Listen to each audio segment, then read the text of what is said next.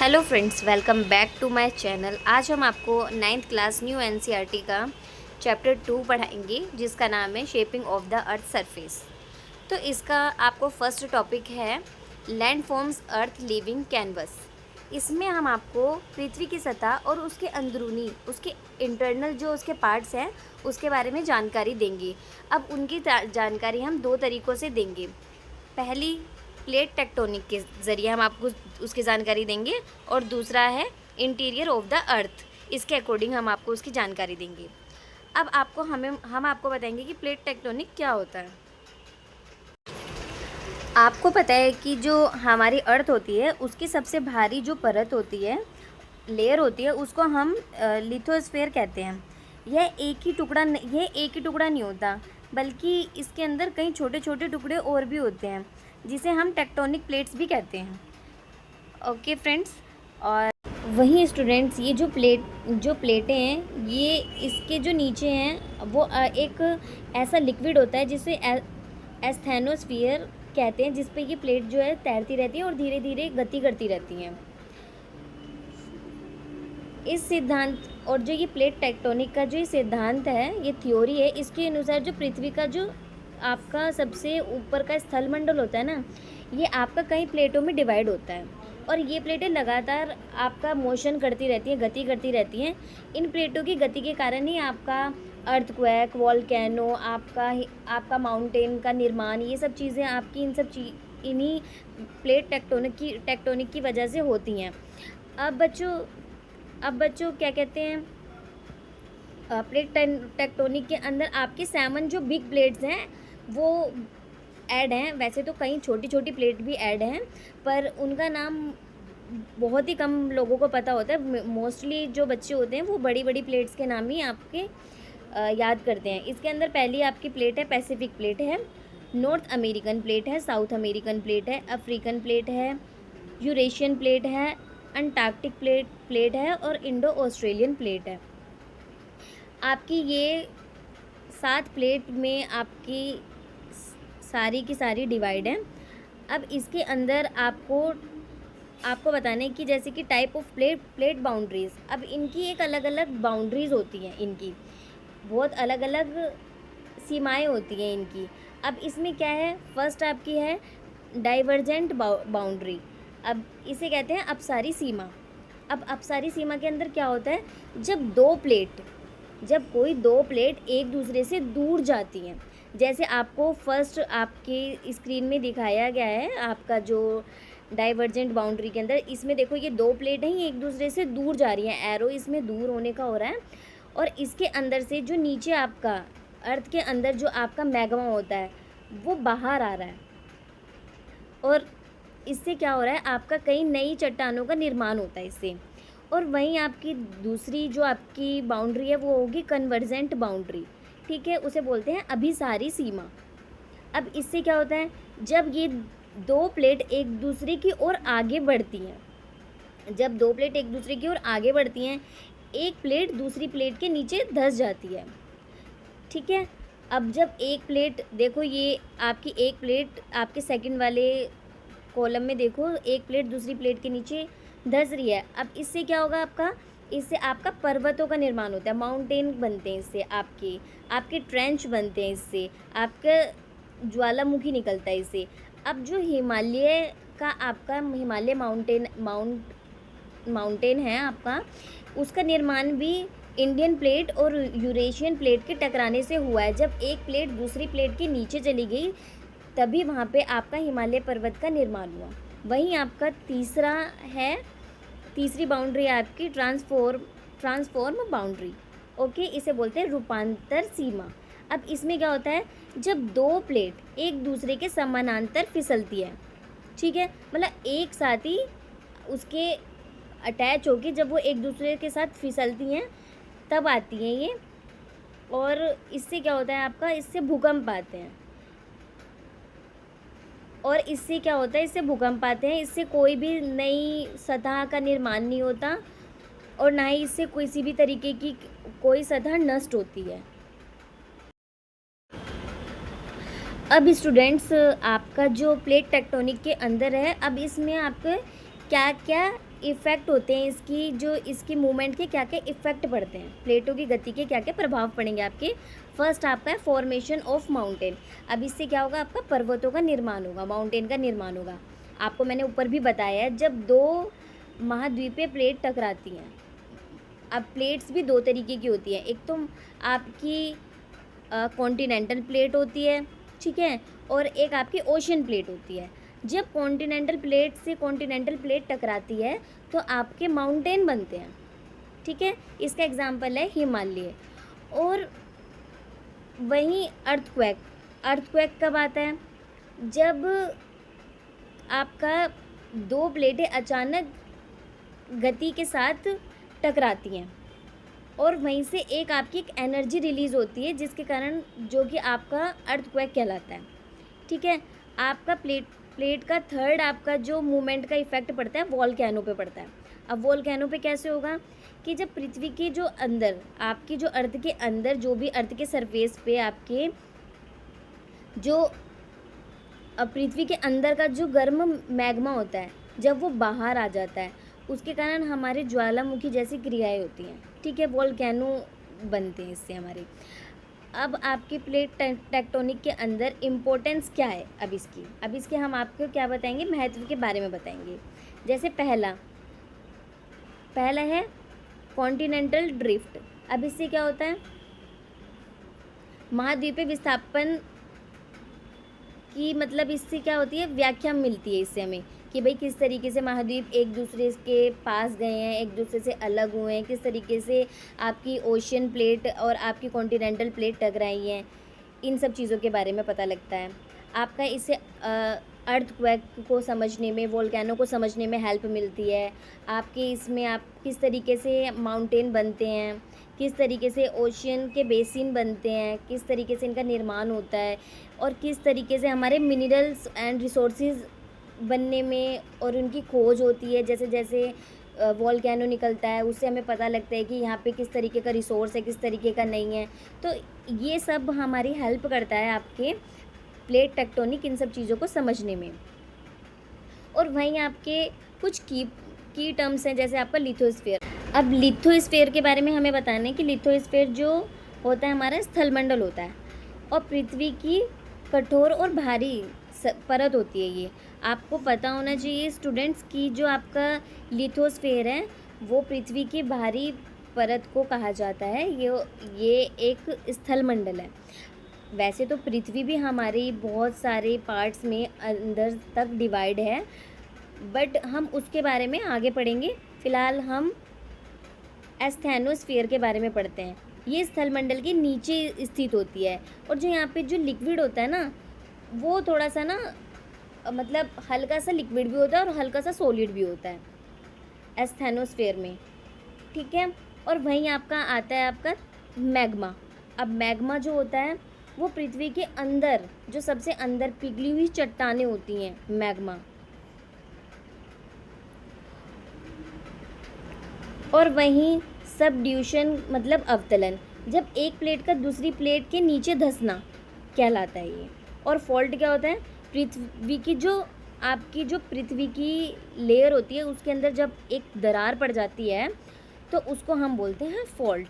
तो स्टूडेंट्स, आपको कोई चीज़ नहीं समझ में आ रही हो तो आप मुझसे कमेंट में भी पूछ सकते हैं। अब हम पढ़ेंगे interior of the earth. Student, ये इस चैप्टर का दूसरा टॉपिक है। तो इसके अंदर हम आपको इंट्रोडक्शन में आपको बताएंगे कि इंटीरियर ऑफ द अर्थ क्या है।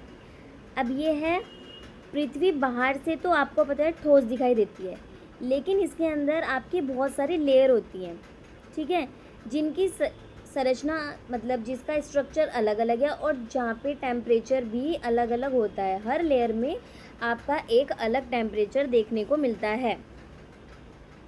वही सोर्स ऑफ इंफॉर्मेशन। अब इसकी इंफॉर्मेशन कैसे मिलती है इसके सोर्स की, एक तो डायरेक्ट सोर्स होते हैं और एक होते हैं इनडायरेक्ट सोर्स, ठीक है। अब इसके अंदर डायरेक्ट सोर्स में क्या आते हैं, जैसे कि आपका डीप माइनिंग आ गई, ड्रिलिंग आ गई, ड्रिलिंग प्रोजेक्ट हो गए आपका वोल्केनो हो गया, ये आपका आ गया डायरेक्ट सोर्स में। जो पृथ्वी के अंदर से ये चीज़ें डायरेक्ट निकलती हैं। जब हम माइनिंग करने जाते हैं, आपको पता है जब हम कोयले की खान में जाते हैं तो हम डायरेक्ट माइनिंग करते हैं वहाँ पे, तो वहाँ पे जितने भी रिसोर्स मिलते हैं हमें डायरेक्ट वे में मिलते हैं। ज्वालामुखी भी डायरेक्ट ही पृथ्वी के अंदर से बाहर आता है, तो ये हमारे डायरेक्ट सोर्स कहलाते हैं। और वहीं आपके इनडायरेक्ट सोर्स में आपके आएंगे जो डायरेक्ट वे में नहीं आते, इनडायरेक्ट आते हैं, ये तो आप सबको पता ही होगा।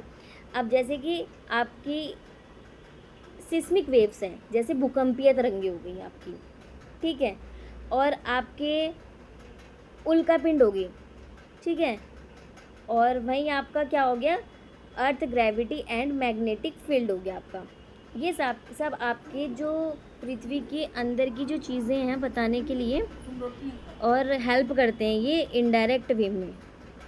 स्ट्रक्चर ऑफ अर्थ, अब हम बताएंगे इस अर्थ का स्ट्रक्चर। आपको स्टूडेंट्स आपके नोट्स के अंदर नज़र आ रहा है। इसके अंदर आपका सबसे जो आपका ऊपर का पार्ट होता है उसको बोलते हैं हम क्रस्ट। क्रस्ट मतलब जो उसकी भूपर पट्टी होती है, जो 5 से लेके 70 किलोमीटर तक की होती है। वहीं आपकी इसकी जो सेकेंड लेयर होती है उसको बोलते हैं हम मेंटल, इसको हम बोलते हैं मेंटल, ठीक है। इसका आप कभी भी इस पर ट्रस्ट नहीं कर सकते, क्योंकि जो इसका मेंटल है ना, ये कभी भी आपको बहुत ज़्यादा लिक्विड फॉर्म में आ जाता है कभी भी, ठीक है। और ये आपका 70 से लेके 2900 किलोमीटर तक होता है, ठीक है। और वहीं आपकी एक होती है आउटर कोर होता है आपका, वो होता है 2200 किलोमीटर तक, ठीक है। और सबसे लास्ट में आपका होता है इनर कोर, इसको बोलते हैं हम केंद्रक। ओके स्टूडेंट्स, ये आप देख रहे हो इसको, अर्थ हमारी अंदर से किस तरीके की होती है। और यहीं पे जो आपका जितना भी आपका मैग्मा है ये चारों तरफ घूमता रहता है, और यही जो आपका अंदर का मैग्मा होता है, यही आपकी जो प्लेट टेक्टोनिक के अंदर जो आपकी कॉन्टिनेंटल और या ओशन प्लेट्स होती हैं उसको भी इधर से उधर मूव करवाने में यही हेल्प करता है। ओके स्टूडेंट्स, वहीं आपको अब मैं आपको बताऊंगी क्रस्ट के बारे में। अब क्रस्ट क्या है आपको पता है, मैंने आपको जैसे कि ऊपर दिखाया, क्रस्ट आपको एक आउटर लेयर होती है, बाहरी परत होती है सबसे पृथ्वी की, ठीक है। और ये सबसे पतली होती है और सबसे ठोस होती है, सबसे सॉलिड होती है। इसी के ऊपर क्या करते हैं हम लोग, इसी के ऊपर हम अपना एग्रीकल्चर आपका करते हैं, और इसी के ऊपर ही सब कुछ होता है, इसी के ऊपर ही हम रहते हैं, यही सब कुछ इसी के ऊपर ही करते हैं मतलब हम, ठीक है। और इसके अंदर भी आपकी एक कॉन्टिनेंटल क्रस्ट होता है, वो होता है 30 से लेके 70 किलोमीटर तक। और वहीं ओशन करंट की जो आपकी मोटाई होती है वो 5 से लेके 10 किलोमीटर तक की होती है। और जो इसके अंदर क्या होता है, इसके अंदर होते हैं सिलिका और एल्युमिनियम, जो इसकी आपको क्रस्ट को बनने में मदद करता है। इसके अंदर क्या होता है, सिलिका और एल्युमिनियम, जो हमारी क्या है इम्पोर्टेंस क्या है इसकी, सपोर्ट लाइफ, ठीक है। ये क्या करता है, आपका जीवन इसी परत पर संभव है, सपोर्ट लाइफ होता है इससे, ठीक है।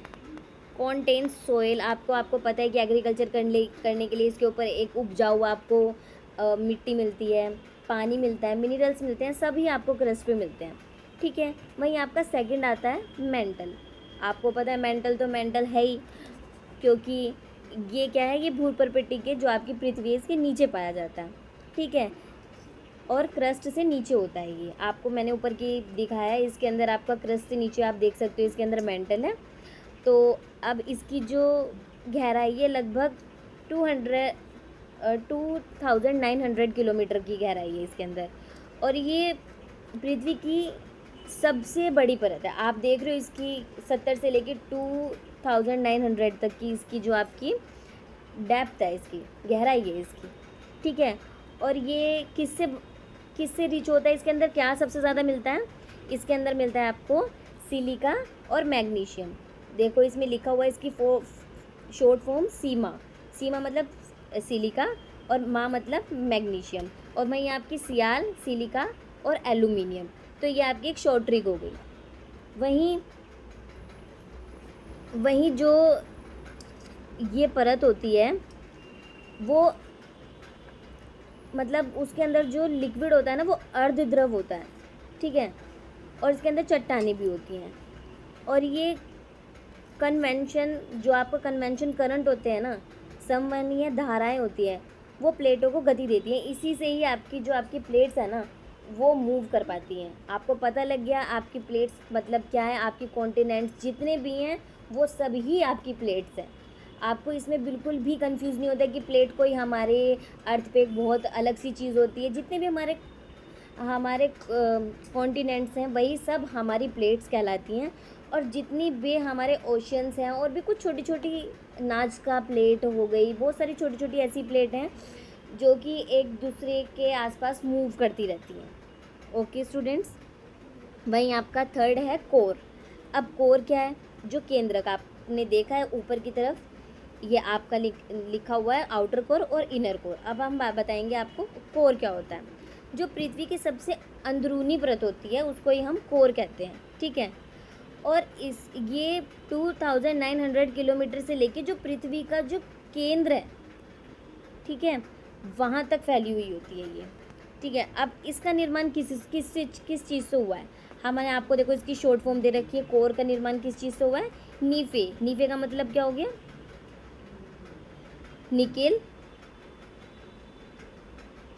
आपका नीफे का मतलब क्या हो गया? निकेल और आपका आयरन। ओके, अब वहीं आपका हम बताएंगे आपको आउटर कोर और इनर कोर में आपको डिफरेंस बताएंगे। अब आउटर कोर क्या होता है?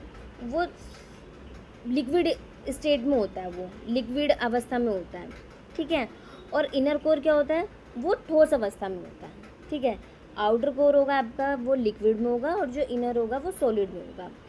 और जो आपका आउटर कोर होता है वो पृथ्वी का चुंबकीय क्षेत्र बनाता है, मैग्नेटिक फील्ड बनाता है वो पृथ्वी के अंदर। जैसे आप देखते हो ना नॉर्थ पोल और साउथ पोल जो होता है हमारा, एक सबसे ज़्यादा मैग्नेटिक पावर वहीं पे ही होती है। तो ये भी इसी चीज़ से बने हुए हैं, ठीक है। और जो आपका इनर कोर के अंदर सबसे ज़्यादा आपका टेम्परेचर होता है और सबसे ज़्यादा प्रेशर भी आपका यहीं पाया जाता है। जो आउटर कोर में जो आपका मैग्नेटिक फील्ड है ना, यही आपकी जो बस पृथ्वी पे जो नॉर्थ पोल और साउथ पोल को यही चीज़ें डिसाइड करती है। अब आपका आगे है seismic waves and earth interior. तो अब हम आपको बताएंगे वेव्स, ठीक है। अब वेव्स कितने तरीके की होती हैं? पी वेव्स और एस वेव्स। वैसे तो एल वेव्स भी होती है बट अभी आपको नहीं इतना बताया जाएगा। अभी आपको थोड़ा सा दो ही वेव्स के बारे में बताया जाएगा। पी वेव्स को बोलते हैं हम प्राइमरी वेव्स, ठीक है। ये जो होती हैं ये सबसे ज़्यादा फास्ट होती हैं, सबसे ज़्यादा तेज़ होती हैं ये। और ये जो होती हैं ये ठोस, आपका सॉलिड, लिक्विड और गैस तीनों में चलती है ये, ठीक है। और जो आपकी एस वेव्स होती हैं, और ये वेव्स मतलब कौन सी वेव्स? जब हमारा अर्थक्वेक आता है उसके बाद ये वेव्स आती हैं, इन्हीं जो रिलीज़ होती हैं इन्हीं को ही वेव्स कहते हैं। अब हमारा हो गया एस वेव्स, सेकेंडरी वेव्स। जो हमारी एस वेव्स होती है ना वो स्लो होती हैं पी वेव्स से, और ये केवल सिर्फ और सिर्फ ठोस पदार्थों में ही चलती हैं। आपको पता लग गया कि आपका जैसे आउटर कोर लिक्विड होता है पृथ्वी के अंदर और इनर कोर आपका सॉलिड होता है, तो सिर्फ जो आपकी एस वेव है वो सिर्फ सॉलिड में ही चलेगी, मतलब इनर कोर में ही चलेगी, आपकी लिक्विड में नहीं चलेगी। और वहीं आपकी जो पी वेव है वो सॉलिड, लिक्विड और गैस तीनों फॉर्म में चलेंगी। और आपको मैंने बताया do not travel through liquid, ये आपकी लिक्विड में नहीं चल सकती हैं। वहीं आपको समझ में आ गया होगा आपका पी वेव और एस वेव के बारे में, ठीक है। और वहीं आपका है टेम्परेचर इनसाइड द अर्थ। अब हम बताएंगे टेम्परेचर कितना होता है उसके अंदर, पृथ्वी के अंदर। पृथ्वी की गहराई बढ़ने पर तापमान बढ़ता है, टेम्परेचर इंक्रीज विद डेप्थ, आपको पता होना चाहिए। केंद्र के पास तापमान लगभग 5000 डिग्री सेल्सियस या उससे भी अधिक हो सकता है। जो आपका कोर में है सबसे ज़्यादा टेम्परेचर आपका वही मिलेगा। और इसको क्या कहते हैं हम? जियोथर्मल ग्रेडियंट, भूतापीय प्रवणता भी इसको कहते हैं। हिंदी वाले स्टूडेंट्स के लिए कुछ ऐसे वर्ड्स की आप हमें थोड़ा हिंदी भी बतानी पड़ती है ताकि उनको थोड़ी बहुत चीज़ें समझ में आए। अब हम बताएंगे इम्पोर्टेंस ऑफ अर्थ इंटीरियर। अब पृथ्वी के आंतरिक भाग का क्या महत्व होता है।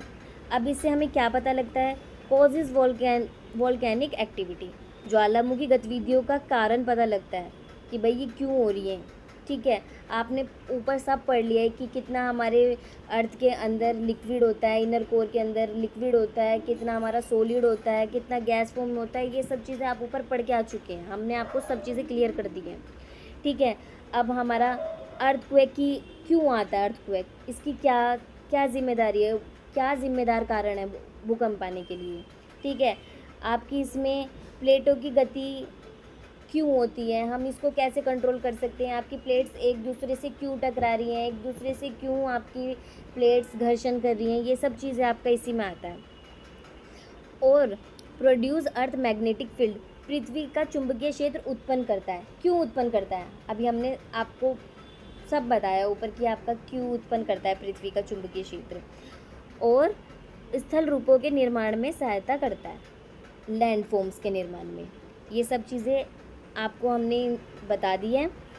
तो अब आप आगे की वीडियो देखने के लिए आप जल्दी से जल्द चैनल को लाइक शेयर एंड सब्सक्राइब करें। और जो आपकी जो नीचे के शॉर्ट आपके कुछ टॉपिक दिए गए हैं और आपके कुछ इसमें 1 मार्क्स के आपके क्वेश्चन, देखो ये कुछ हमने ऐड कर रखे हैं, आप इसको भी देख लीजिएगा। और यहाँ पे हमने आपकी क्विक रिवीजन के लिए आपके लिए एक शॉर्ट फॉर्म्स भी आपके लिए अवेलेबल करवा रखी हैं। तो आप इन सब चीज़ों से सपोर्ट लें और अपनी स्टडी को और अच्छा बनाने के लिए हमारे चैनल के साथ जुड़े रहें। Bye bye.